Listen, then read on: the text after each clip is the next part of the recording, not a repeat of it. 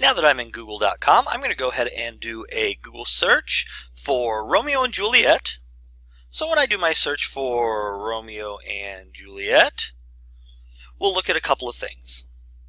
First, I want to notice that there are a whole lot of results. We have about 30 million results that this search was able to pick up.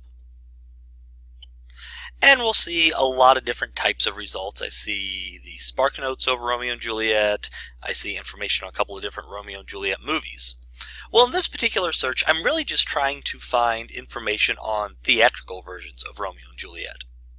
So the first thing I want to do is remove the Spark Notes and the movies from my search. So back up in the Google search box, after Romeo and Juliet, I'm going to type a space bar, then put a minus sign, and I'll hit minus movies. And you may have noticed that the Spark Notes were called Shakespeare No Fear. So I'll also do another space bar and hit the minus sign with the word fear. So now I've constructed a Google search for Romeo and Juliet minus the word movies and minus the word fear. So when I conduct this search, Google will search for anything containing Romeo and Juliet, but not movies and not fear. So I'll hit the search bar, and first I want to go ahead and take a look at the number of results we have. So we've whittled down a couple million results here instantly.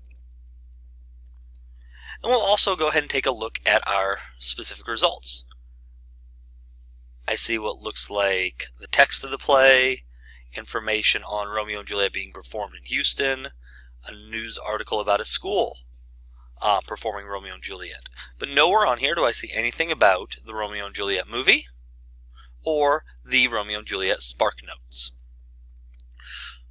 So obviously using the minus sign as a search operator to remove words from the Google search is a very effective strategy for students to use. And this is something that we can start teaching our students as young as 1st or 2nd grade. So next, maybe I'm going to look for Romeo and Juliet resources, but I only want to look in a specific place. We can use the Google search operator cite by typing cite and a colon to search on a specific website. So I could search fox.k12.mo.us, or we can search all domains. So maybe I could search all sites that end in edu. So that would be all educational institutions. So I went ahead and typed Romeo and Juliet site colon edu.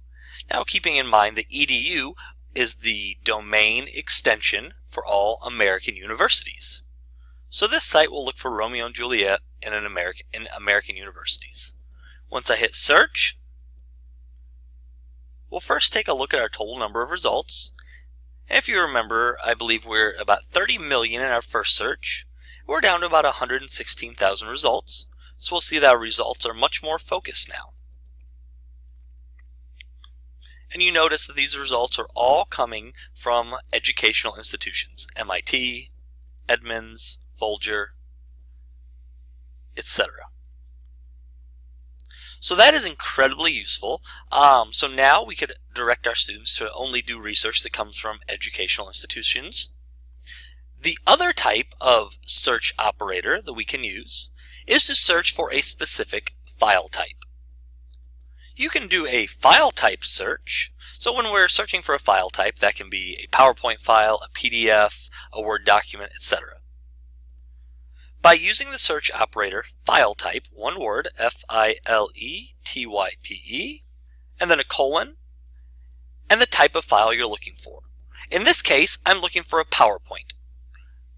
We know that the file extension for PowerPoint is PPT, so I'll type PPT. And then I'll go ahead and click search. And again, we'll take a quick look at the number of results we have. We're down from about 30 million to about 5,000 results. And all of these results are PowerPoint presentations that reference Romeo and Juliet. Teachers are also able to combine different search operators. So we could combine the file type and the site to look for only PowerPoints about Romeo and Juliet from colleges in America. And we'll see that that search has brought us down to 573 results. You can see how utilizing search operators is very beneficial to teachers when it comes to researching lessons, and for students to narrow down the Google searches that they're doing.